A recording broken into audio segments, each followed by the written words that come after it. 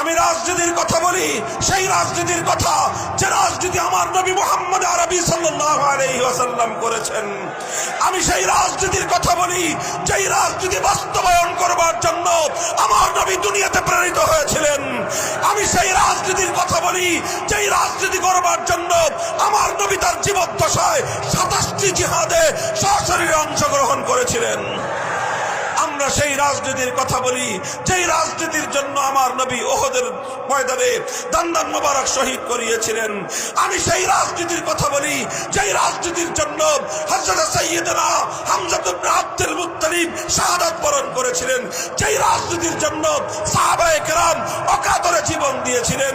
সেই রাজনীতির কথা আমরা বলবো, বলতে থাকবো, জীবন থাকলেও বলবো। জীবনের পরোয়া না করতে গেলে জীবনের পরোয়া আমরা করব না। আল্লাহর কোরআনের কথা বলতেই থাকবো, বলতেই থাকবো।